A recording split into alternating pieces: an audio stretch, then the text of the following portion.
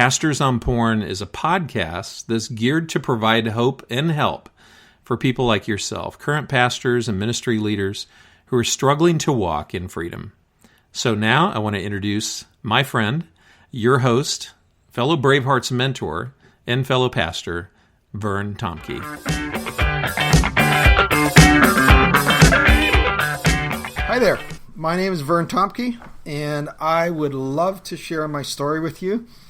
I'm a Canadian pastor, and I grew up on a Canadian farm, the fourth of 5 kids, but the forgotten boy. I was between 2 kids. My older brother had some emotional struggles, was a bit of a frantic child, and my younger sister was born with club feet, was born crippled, and she required extensive care at Shriners Hospital for the first couple years, and just the result was that I really was pretty much left on my own.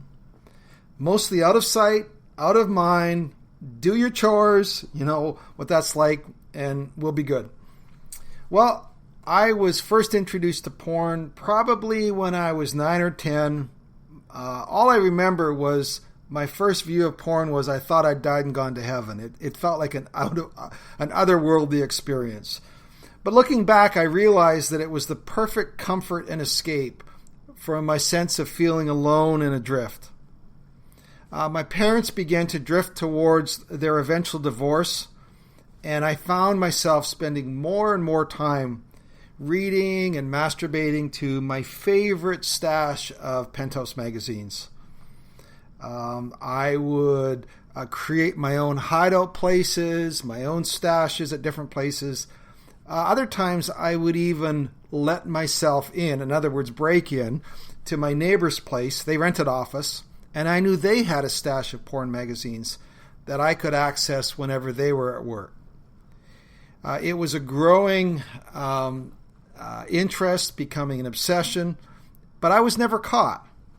I was caught once masturbating by my dad. I was naked and rubbing on the family bed, and needless to say, that experience of him yelling at me and left me feeling dirty and ashamed regarding my body, sex in general. So those were some of the earliest memories that I had, and how this obsession, addiction began to be embedded in the marrow of my bones. Although I was raised by a mom who was a Christian, my father wasn't. Although I grew up in an evangelical church, I never, when I was younger, seemed to struggle with the inconsistencies between my porn behaviors and going to church and being a Christian. That began to change, however. Grade 11, I went to a summer camp and had a real spiritual experience. And now whenever I acted out, there was a deep sense of shame and guilt. I resolved that, of course, by throwing away, the Penthouse magazine after each time of acting out. So, was that a progression or not? But that was kind of the result of having a spiritual experience in grade 11. Going through the rest of high school and into university, and I obviously was single, and even into my first year of Bible school, I struggled with periods of time of sobriety, but then slipping back into old behaviors of porn. I remember renting VHS movies, porn movies for the first time. Remember VHS? And I remember slipping into an adult theater in the big city. I was involved heavily in student ministry at the time, University of British Columbia, and I began to experience this dual reality. My struggle with sexual brokenness, but also a growing sense that God had a call on my life. And I also wanted to serve him in some capacity. So it was a mutual thing. I did remember sharing my struggles with a couple guys in a couple different situations, but they didn't really know what to do, and mostly I was left on my own. I mean, here's the deal, guys. For most of my single life, I felt like if only I could hang on until marriage. When I got married, I would find relief from my struggles and end what increasingly felt like a split life. When I met my future wife in university ministry, it felt like the answers to my prayer. Not only was she had been a close friend, but I even had the courage to share some aspects of this struggle with her.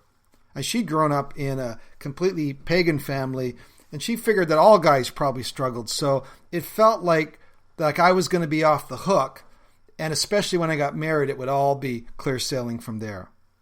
So that was the plan.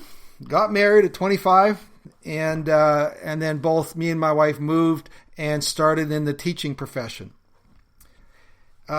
Teaching didn't completely do it for me. I was good at it, but I had this re-emerging sense of God's call on my life that I was called to be a pastor.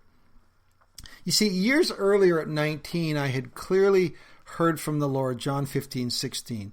You know, that verse, you did not choose me, but I chose you and appointed you to go and bear fruit. I knew that my life was to be about bearing lasting fruit. Now, when I was teaching, it's like that call reemerged, and there was this discontentment, this dissatisfaction that what I was doing wasn't completely what I should be doing. So I began to take practical and educational steps towards pastoral ministry, which I did. But also what began to emerge as well was the familiar patterns and excitement that porn offered. I still remember shortly before accepting my first pastoral staff position, I went away on one of the last business trips to the big city, and I remember being alone in the hotel room and binging that entire weekend on porn. And so I had both of these realities. I had the emerging sense of God's call in my life, but the reemergence of the pull of porn and its hooks in me. So, moved into pastoral life, and for 5 years I was an associate pastor, after which had the crazy idea that we were supposed to be about planting a church. So, my wife and I moved our young family to a new area, and we planted a church within the same denomination. For the next 7 years as a church planter, I subbed full-time at high school to pay the bills. I pastored the church.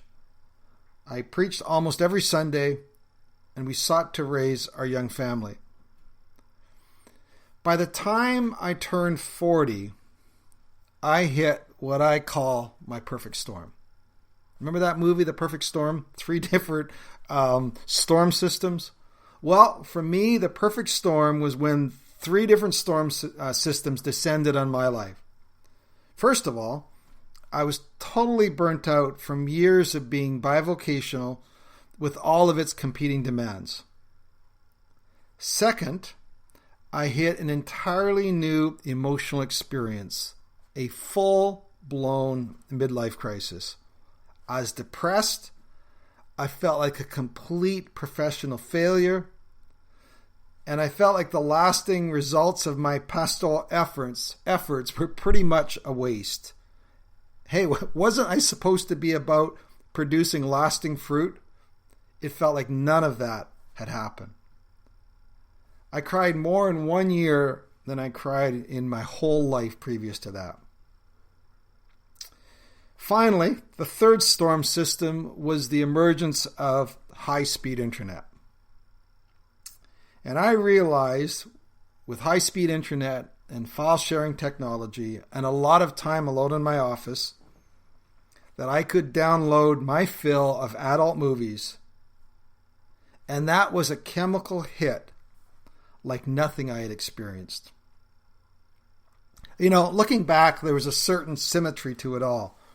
Married at 25, pastor at 30, church planter at 35, hitting the wall at 40.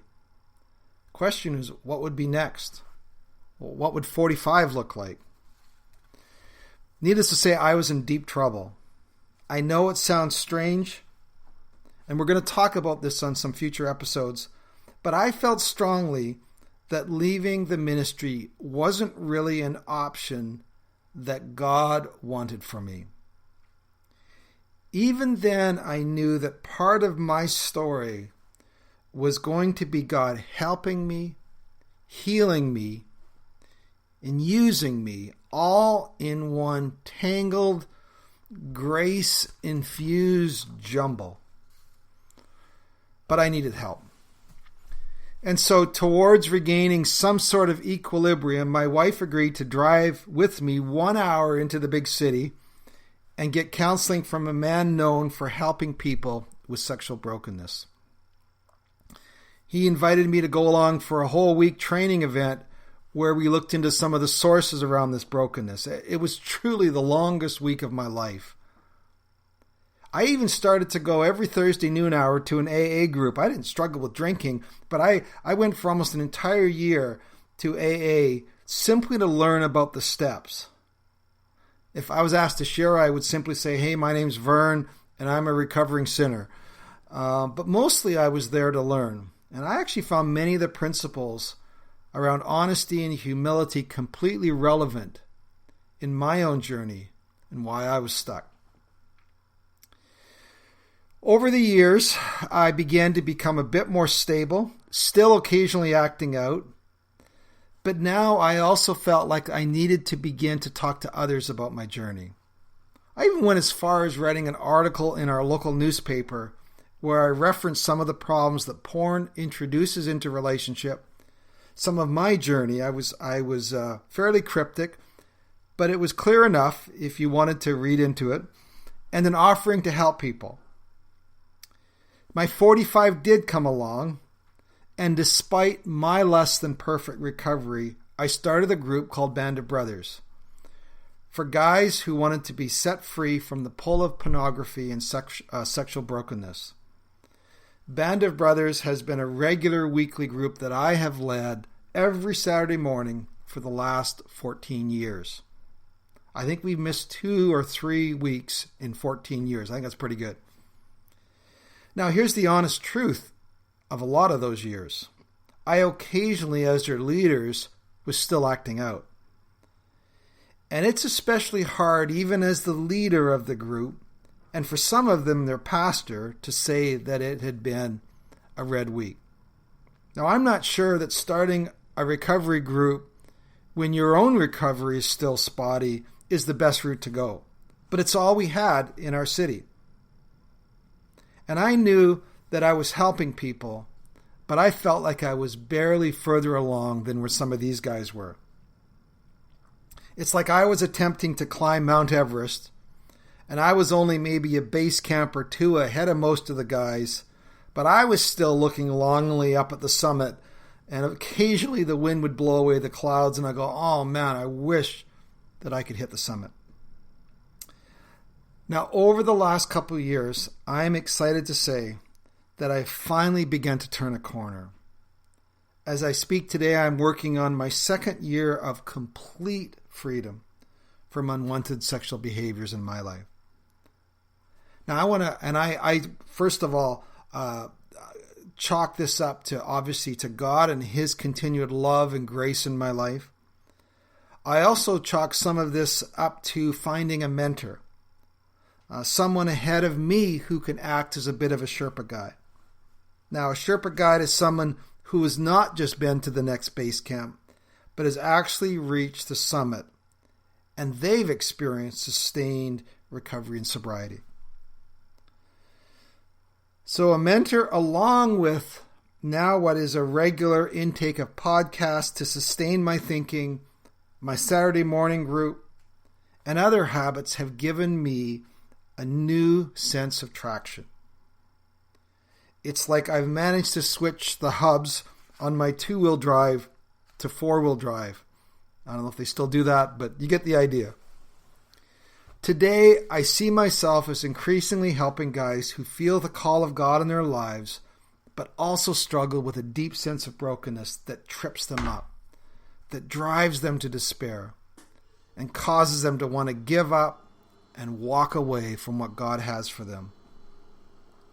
They know something has to change, but either they don't know how to get there, or they're afraid that if people really knew about their struggles, especially as a pastor, that it would unleash some sort of consequences that they can't contain or control. The irony, of course, is if they don't make significant changes, something along those lines will eventually happen anywhere and anyways. So, this podcast is all about helping people in full-time ministry, such as myself, who also struggle with sexual brokenness. Out of this podcast is my hope to create a safe and confidential space for men, pastors, to find the support and hope that they so desperately, desperately long for. So I want to say welcome to my story, but even more so, welcome to the journey.